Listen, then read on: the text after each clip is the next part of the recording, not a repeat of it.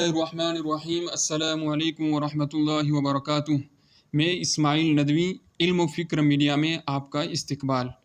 ناظرین کرام، کچھ سال سے جب سے ترکی کے اندر اسلام پسند حکمران وہاں کی حکومت پر فائز ہیں، تب سے ترکی کا تذکرہ ہمارے حلقوں میں زیادہ ہونے لگا ہے، اور جب سے ارطغرل سیریز نشر ہوئی ہے اس کے بعد تو اس کا چرچا اور بڑھ گیا، اور وہاں کے حکمران کے اندر خلافت عثمانیہ کی جو چھوٹی سی جھلک نظر آئی ہے، اس کی وجہ سے خلافت عثمانیہ کا بھی چرچا ہونے لگا، اس کا تذکرہ ہمارے حلقوں میں ہونے لگا۔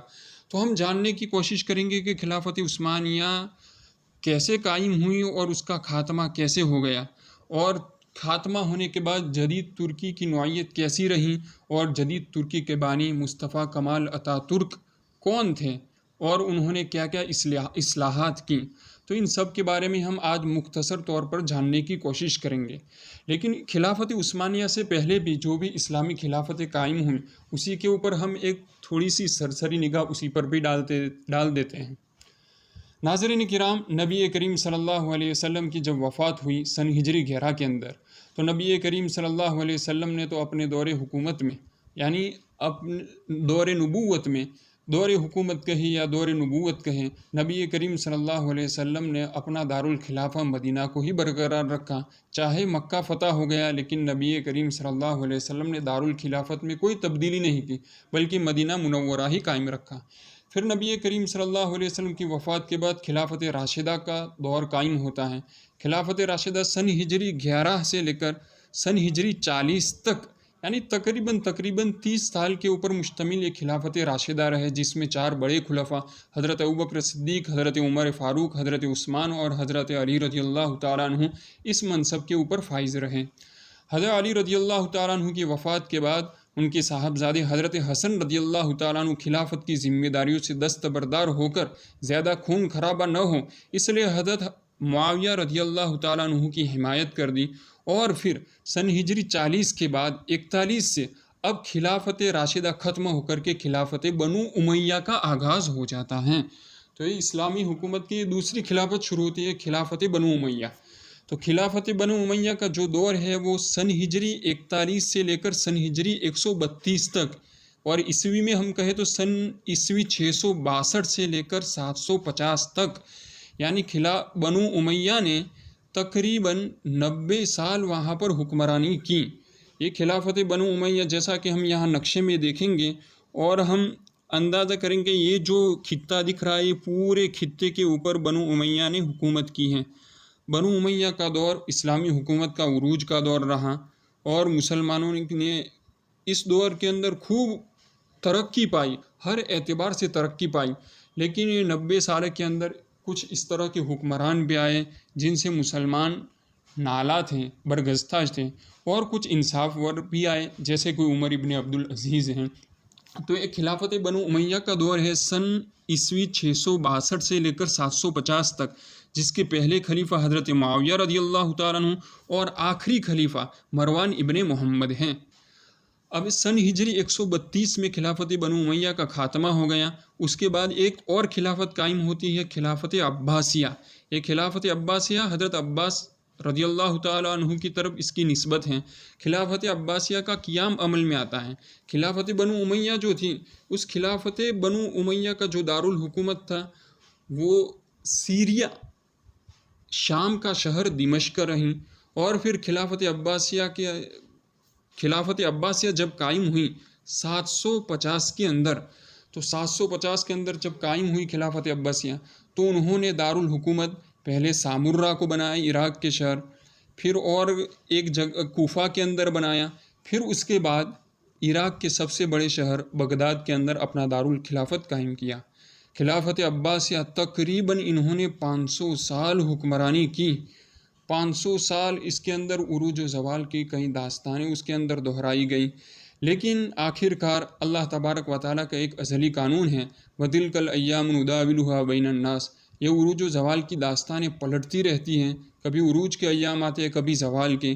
تو آخر کار یہ بھی 1258 کے اندر، دیکھو اس کا آغاز ہوا تھا 750 سے، اور اس کا زوال ہو رہا ہے 1258 میں۔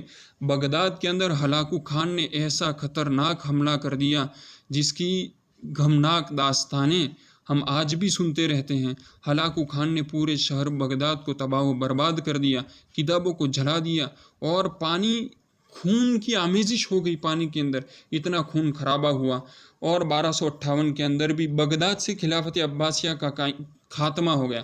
اس کے بعد بھی خلافت عباسیہ کی کچھ افراد نے مصر میں قاہرہ کے اندر حکمرانی کی، لیکن بس ایک نام کی ایک حکومت تھی، باقی خلافت کا خاتمہ ہو چکا تھا۔ تو یہ تیسری خلافت، پہلی خلافت راشدہ، دوسری خلافت بنو امیہ، اور تیسری خلافت عباسیہ جو 750 سے لے کر 1258 تک رہی۔ اس کے پہلے جو حکمران تھے وہ ابو العباس الصفاح تھے، اور آخری جو تھے وہ مستعصم باللہ تھے۔ انہوں نے تقریباً اس زمانے کے اعتبار سے 53 ممالک کے اوپر انہوں نے حکمرانی کی۔ ہم اگر نشاندہی کریں تو جیسا کہ خلافت بنو امیہ کا ہم نے جو نقشہ دیکھا، اسی کے اعتبار سے بس صرف یہ جو حصہ ہے، اتنا حصہ یہ بنو عباس کے ان کے ہاتھوں سے نکل چکا تھا، اور بنو امیہ ہی کے ایک فرزند کے قبضے میں یہ تھا، یعنی آج کا مراکش اور آج کا جو اسپین کا حصہ جو اس وقت اندلس تھا وہ ان کے قبضے میں رہا۔ تو بنو عباس نے بھی ان خطوں کے اوپر حکمرانی کی ہے، اور ان کا بھی آخرکار خاتمہ ہو گیا۔ تو 1258 کے اندر خلافت عباسیہ کا بھی خاتمہ ہو گیا۔ اس کے بعد ایک چوتھی خلافت، پہلی راشدہ، پھر امیہ، عباسیہ، اور چوتھی خلافت عثمانیہ کا قیام عمل میں آتا ہے۔ اس کے علاوہ بھی مسلمانوں نے دنیا کے اندر حکمرانی کی، جیسا کہ ہمارے بر صغیر میں مغول نے حکمرانی کی، کئی خطوں کے اوپر مسلمانوں نے حکومت کی، لیکن ایک وسیع پیمانے پر جو حکومت ہوئی یہ 4 مختلف ادوار کے اندر مختلف اور وسیع پیمانے کے اوپر حکمرانی ہوئی ہے۔ تو چوتھی خلافت جو قائم ہوئی خلافت عثمانیہ نے بھی آج کے اعتبار سے 3 بر اعظموں کے مختلف حصوں کے اوپر انہوں نے خلافت کی ہے، انہوں نے حکمرانی کی ہے۔ جیسا کہ ہمارے سامنے ہم نقشے میں دیکھ رہے ہیں کہ 3 بر اعظم، یعنی یہ افریقہ کا شمالی حصہ اور یوروپ کا یہ حصہ اور ایشیا کا یہ حصہ، اس پورے حصہ پر خلافت عثمانیہ نے حکمرانی کی ہے۔ اور اس خلافت عثمانیہ کا آغاز ہوتا ہے 1299 سے۔ آپ نے ارطغرل سیریز پڑھی ہوگی، تو یہ ارطغرل جو خلافت عثمانیہ کے جو بانی ہیں، عثمان اول بن ارطغرل، تو یہ ارطغرل جو ہے وہ خلافت عثمانیہ کے بانی عثمان کے والد ہے ارطغرل۔ یہ ارطغرل وہاں اسی ترکی کے قریب میں ایک سلجوقی حکومت تھی جو مسلمان تھی، سلجوقی حکومت کا ارطغرل نے ساتھ دیا تھا۔ کس کے خلاف؟ ایک بازنطینی حکومت بھی استنبول کے اندر قائم تھی جو عیسائی تھی۔ تو سلجوقی اور بازنطینی حکومت میں کشمکش رہتی تھی، لڑائیاں رہتی تھی۔ تو یہ ارطغرل اپنے دیرینہ جذبے کے ساتھ سلجوقیوں کی حمایت کرتے تھے، اور ارطغرل بازنطینی حکومت کو پست کرنے کے لیے، ان کو شکست دینے کے لیے خوب بہادرانہ مظاہرے پیش کرتے تھے۔ لیکن آخرکار 1299 کے اندر عثمان اول نے سلجوقیوں سے علیحدہ ہو کر ایک مستقل ریاست کے قیام کا اعلان کر دیا، اور 1299 کے اندر خلافت عثمانیہ کا قیام عمل میں آتا ہے۔ یہ خلافت عثمانیہ 1299 سے اس کا آغاز ہوتا ہے، اور تقریباً انہوں نے دنیا کے اندر 600 سال حکمرانی کی، 1299 سے لے کر 1923 تک، یعنی تقریباً 600 سال حکمرانی کی۔ اس کے اندر 13ویں صدی سے لے کر 16ویں صدی، 17ویں صدی نصف تک یہ جو دور ہے وہ عروج کا دور رہا ہے، ترقی کا دور رہا ہے۔ ایک وقت خلافت عثمانیہ میں ایسا آیا کہ 1402 کے اندر تیمور لنگ نے اناطولیہ پر حملہ کر دیا۔ اناطولیہ ترکی کا ایک مشہور شہر ہے اور ایک تاریخی شہر ہے۔ اناطولیہ کے اوپر اس تیمور لنگ نے حملہ کر دیا، اور وہاں کے جو حکمران تھے اس حکمران کو قبضہ کر لیا، اس کے بایزید یلدرم کو گرفتار کر لیا۔ لیکن 1402 کے اندر یہ جو ترکی حکومت کو ایک مختصر سی شکست جھیلنی پڑی، لیکن شکست جھیلنے کے بعد اس ترک عوام نے اپنی اولوالعزمی اور اپنے حوصلے اور اپنے ارادے کو کمزور نہیں ہونے دیے، بلکہ اور قوت پیدا ہوئی۔ اور اسی کے چند سال بعد 1453 کے اندر سلطان محمد فاتح جو خلافت عثمانیہ ہی کے فرما رواں تھے، انہوں نے استنبول شہر جو بازنطینی مسیحی ایک سلطنت تھی، آپ نے تاریخ میں پڑھا ہوگا رومی سلطنت، رومان ایمپائر، اس کے دو دھڑے تھے، ایک مشرقی اور ایک مغربی۔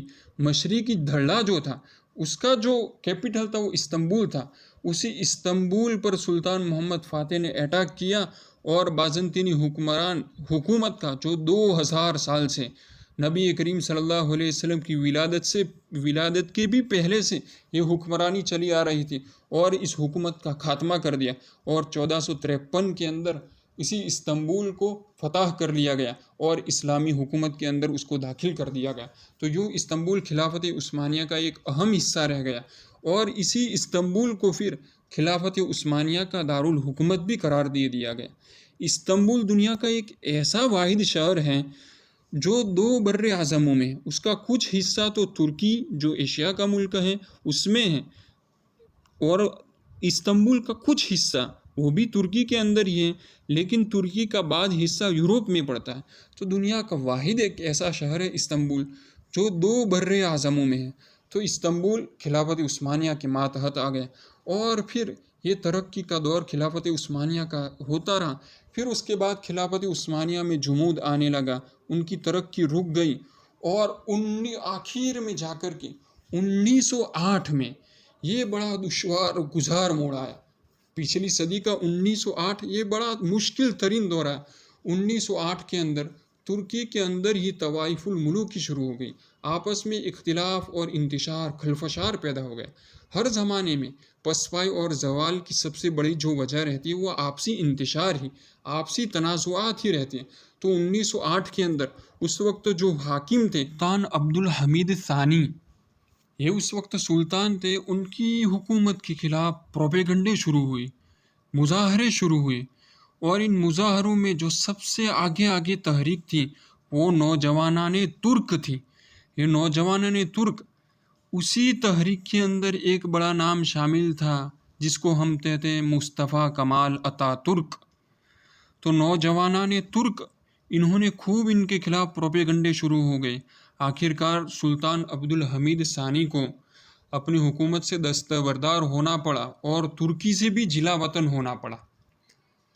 اسی کے بعد آپ جانتے ہوں گے کہ 1914 سے لے کر 1918 تک پہلا وشو یدھ ہوا۔ 1914 سے وشو یدھ شروع ہوا اور 1918 تک رہا۔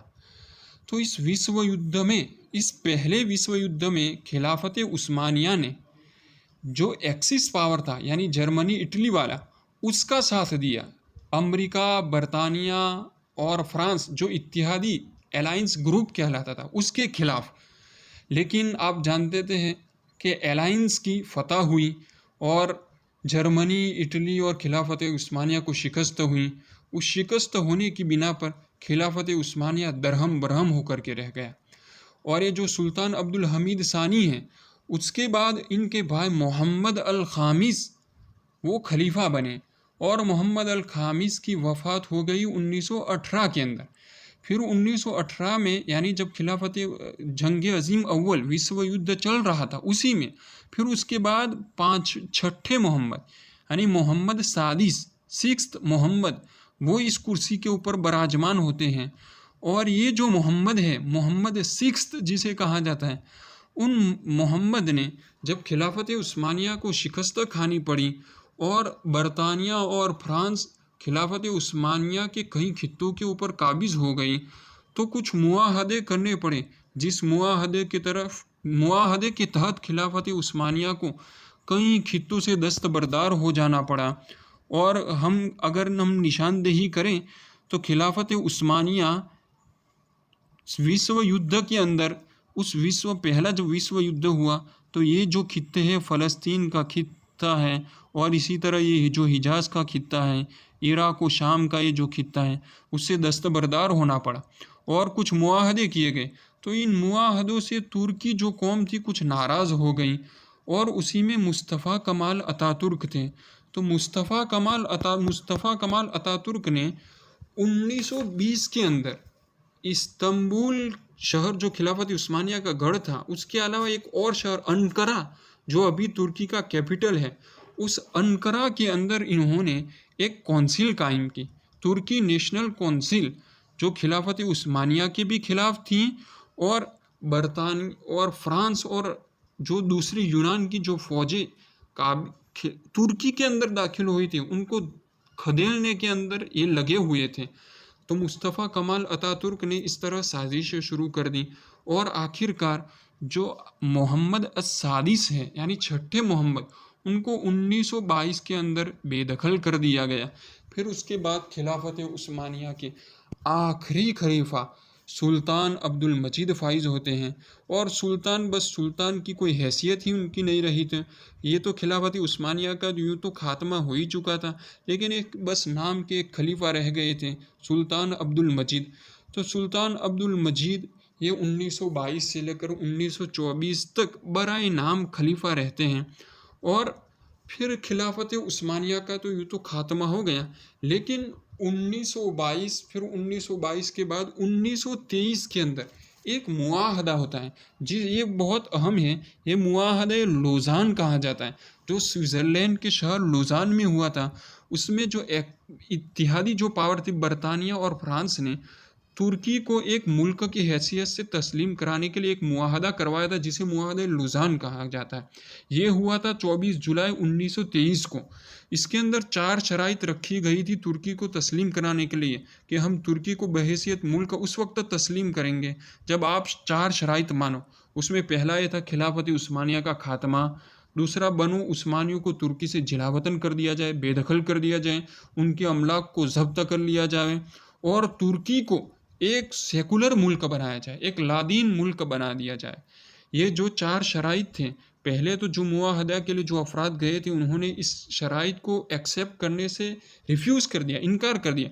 लेकिन फिर मुस्तफ़ा कमाल अतातुर्क उनको कुछ इख्तियारात मिल गए, तो इन्होंने ये मुआहदा एग्रीमेंट पर साइन करवा दिया और ये 4 शराइत मान लिए। खिलाफत उस्मानिया का भी खात्मा करवा दिया, बनु उस्मान के जो अफराद बाकी थे उनको भी जिलावतन करवा दिया गया, और उनकी जो अमलाक थी उसको भी जब्त कर लिया गया। और फिर 19 अक्टूबर 1923 के अंदर मॉडर्न तुर्की, एक नए तुर्की, जदीद तुर्की का क़याम अमल में आता है। तो आज हम ये जो तुर्की देख रहे हैं, ये तुर्की का क़याम इसी 19 अक्टूबर 1923 के अंदर इसका क़याम अमल में आता है। तो जो बेसिक जो वजूहात रही वो खिलाफत उस्मानिया के खिलाफ जो अंदरूनी मुजाहरे हुए हैं, और अरब के अंदर भी, अरब ममालिक के अंदर भी कौमियत के नारे लगने लगे, अरब नेशनलिज्म। इसलिए आपसी इंतशार, मुसलमानों के आपसी खलफशार की वजह से खिलाफत उस्मानिया का खात्मा होना पड़ा। और फिर ये जो थे मुस्तफ़ा कमाल अतातुर्क, जिनकी विलादत यूनान के शहर सालोनिकिया के अंदर 1881 के अंदर हुई, ये मुस्तफ़ा कमाल अतातुर्क, इनके कुछ कारनामे भी हैं। उन्हें 1915 के अंदर आबनाए बासफोर्स में अंग्रेज़ों और फ्रांसीसियों की फ़ौजें को खदेड़ दिया था। 1916 के अंदर रूसी फ़ौज को शिकस्त देकर रूस ने जो तुर्की के कुछ हिस्सों को कब्ज़ा कर लिया था उसको भी छुड़ा दिया। लेकिन इनकी ज़िंदगी के कुछ नेगेटिव पहलू ऐसे हैं जिन्होंने इस अच्छे कारनामों के अंदर पानी फेर करके रख दिया है। मुस्तफ़ा कमाल अतातुर्क ये तुर्की के, मॉडर्न तुर्की के पहले सदर रहे। 1923 से लेकर 1938 तक, यानी उनकी वफ़ात तक, ये 3 बार सदर के बहैसियत सदर मुंतखब हुए। उनकी ज़िंदगी के जो मनफी और नेगेटिव पहलू हैं और इस्लाम की दुश्मनी की जो इनकी झलकियाँ हैं, हम उसके ऊपर एक नज़र डालेंगे। तो सबसे पहले उन्होंने तुर्की के अंदर बेदीनी फैलाई। आज हम देखेंगे मौजूदा तुर्की के अंदर, अगरचे वहाँ इस्लाम पसंद हुकूमत कायम हो चुकी है, लेकिन वहाँ पर बेदीनी बहुत है। तो ये बेदीनी जो फैलाई गई है, इन्हीं की करम मरहून मिन्नत हैं। और दूसरा, इन्होंने तुर्की को एक सेकुलर कंट्री बना दिया। इन्होंने कई तरह की इस्लामी शियार से ताल्लुक़ रखने वाली कई चीज़ों के ऊपर पाबंदी लगाई, जैसा कि अमामा पहनना ममनू करार दिया गया, और मगरिबी लिबास को खूब फ़रोग दिया गया, खूब उसको प्रमोट किया गया, उसको रिवाज दिया गया। और जो दीनी मदारिस, मजहबी इदारे जो कायम थे, उसके ऊपर ब्लॉक कर दिया गया, उनको बंद कर दिया गया। और जो शरई جو دارالقضا تھے، جو شرعی کورٹ تھے، اس کو بین کر دیا گیا، اس کے اوپر خاتمہ کر دیا گیا۔ اور 1928 کے اندر سب سے بڑا ان سے جرم یہ ہو گیا کہ 1928 کے اندر انہوں نے ایک عربی رسم الختمہ کو ہی خاتمہ کر دیا۔ عربی رسم الختمہ پہلے ترکی کے اندر خلافت عثمانیہ میں جو لکھی جاتی تھی، عربی نہیں لکھی جاتی تھی، ترکی لکھی جاتی تھی، لیکن اس کا رسم الخط جو رائٹنگ کی جو شکل تھی وہ عربی کی طرح تھی۔ لیکن 1928 کے اندر انہوں نے یہ کیا کہ عربی رسم الخط کا خاتمہ کر دیا اور لاطینی رسم الخط لا دیا گیا۔ جیسا کہ ترکی کے اندر استنبول کے شہر کے اندر دیکھو، یہ مصطفیٰ کمال اتاتورک کا یہ مجسمہ ہے جو عربی رسم الخط کو مٹا رہے ہیں اور لاطینی رسم الخط کو لکھ رہے ہیں۔ تو ان کے کچھ منفی اور نیگیٹو پہلو ایسے ہیں۔ اسلام سے ان کو ایک کہا جاتا ہے کہ یہ تو ایک یہودیون نسل، ان کی جو سلالہ، ان کی جو نسل کے جو لوگ تھے وہ یہودی خاندان سے تعلق رکھتے ہیں، اس لیے انہوں نے ترکی کی یہ حالت بنا دی اور ایک ماڈرن ترکی دیا جس کے اندر لادینیت ہی لادینیت رہیں۔ اسلام سے جو بھی اور مشرقی روایت سے جو بھی چیزیں جو علامتی طور پر ان سب کا خاتمہ کر دیا گیا، یہاں تک کہ اذان کو بھی عربی میں دینا بند کر دیا گیا۔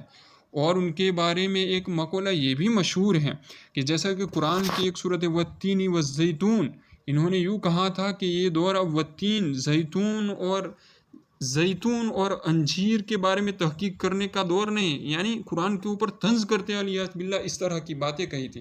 ایک مرتبہ یہ ہوٹل میں بیٹھے ہوئے تھے اور اذان ہوئی اور اذان میں اشہد ان محمد رسول اللہ کہا، تو انہوں نے یوں کہا کہ محمد کیسے ہے کہ اپنی ترویج کروا رہا ہے، اپنے آپ کو پروموٹ کر رہے ہیں علیہ باللہ، اس طرح کے ان کے خیالات تھے۔ اس لیے ترکی کو انہوں نے اپنے تصورات کے مطابق ایک جدید ترکی کو قائم کیا، اور پھر یہ اسلام لادینیت اور سیکولرزم اور بددینی ترکی کے اندر کئی سالوں تک رہی، اور آج بھی بڑی خاصی مقدار کے اندر وہاں پر بے دینی موجود ہے۔ لیکن اس جدید ترکی کے اندر کچھ کوششیں ہوئی، لیکن ان کوششوں کو ناکام بنا دیا گیا۔ جیسے کہ عدنان مندرس جیسے آپ فوٹو کے اندر دیکھیں تو یہ عدنان مندرس یہ ترکی کے جدید ترکی کے رئیس الوزراء یعنی پرائم منسٹر رہ چکے ہیں۔ یہ سب سے پہلے ایسے ہیں جدید ترکی کے اندر اسلامی خیالات والے، اسلامی ایک پہچان رکھنے والے یہ پرائم منسٹر بنے تھے۔ تو یہ عدنان مندرس جب انہوں نے اسلامی خیالات کو پیش کرنے شروع ہوئے اور انہوں نے پیش کرنا شروع کیا لوگوں کے سامنے، تو وہاں کی جو فوج تھی اور وہاں کے جو کچھ سیکولر مائنڈ کے جو لوگ تھے ان کو اس طرح کی باتیں پسند نہیں آئیں۔ آخرکار عدنان مندرس کو ان کی یہ سزا بھگتنی پڑی کہ 1961 کے اندر ان کو پھانسی دے دی گئی۔ اور جو دوسری کوشش ہوئی نجم الدین اربکان کی شکل میں ہوئی، یہ نجم الدین اربکان یہ بھی جدید ترکی کے پرائم منسٹر رہ چکے ہیں 1997 کے اندر، 1997 کے اندر نجم الدین اربکان یہ بھی کچھ اسلامی تھاٹس والے تھے، اسلام پسند تھے، اسلامی خیالات والے تھے۔ انہوں نے بھی کچھ کوششیں کی، انہوں نے بھی لادینی ختم کرنے کے لیے اور اسلامی شعائر کو لانے کے لیے کچھ کوششیں کی، لیکن آخرکار وہاں کی جو سیکولر فوج ہیں اس اسلامی طرز حکمرانی ان کو کیسے پسند آ سکتی تھی، اس لیے اس فوج نے ان کا تختہ الٹ دیا گیا، اور تختہ الٹنے کے بعد وہاں کے محکمے کے ذریعے سے، وہاں کے کورٹ کے ذریعے سے ان کو تاحیات ان کو سیاسی سرگرمیوں میں رہنے کے اوپر پابندی لگا دی گئی۔ تو یہ اس طرح کی کوششیں ہوئی ہے جو لادینی جو پھیلی، یہ اصل منبع اور مرجع یہی مصطفیٰ کمال اتاتورک کی وجہ سے ہوا، اور اس کے بعد بھی کوششیں ہوئیں، اور آج کے زمانے میں تو الحمدللہ اللہ تبارک و تعالیٰ نے ایک ایسا حکمراں وہاں پر فائز فرمایا ہے کہ اس کی وجہ سے اسلام پسندی وہاں پر اب پھیلنے لگی ہے، اسلامی رجحانات بڑھنے لگے ہیں۔ اور کچھ دن پہلے ہی آپ نے سنا ہوگا کہ وہاں پر جو آیا صوفیہ تھا، آیا صوفیہ جو ایک میوزیم تھا، پہلے ایک چرچ تھا، پھر 1453 کے اندر محمد فاتح نے جب اس کو فتح کیا تو اس کو مسجد کی شکل دے دیا آیا صوفیہ کو، پھر مصطفیٰ کمال اتاتورک نے ہی اسی مسجد کو کنورٹ کر دیا تھا ایک میوزیم کے اندر، اور پھر اسی میوزیم کو طیب رجب اردوغان کے دور میں ابھی کچھ دن پہلے اس کو مسجد کے اندر کنورٹ کر دیا گیا۔ تو کئی جب اندھیریاں ہوتی ہیں تو اندھیرے کے بعد روشنی ضرور ہوتی ہے، رات ہو تو پھر دین ضرور ہوتا ہے۔ تو یہ ہوئی مختصر سی خلافت عثمانیہ کی عروج زوال کی مختصر سی داستان، جدید ترکی کے خد و خال اور اس کے اتار چڑھاؤ۔ امید ہے کہ آپ کو اس سے بہت کچھ جاننے کو ملا ہوگا۔ اس طرح کی ویڈیوز دیکھنے کے لیے ہماری اس چینل کو ضرور سبسکرائب کیجیے۔ فقط والسلام۔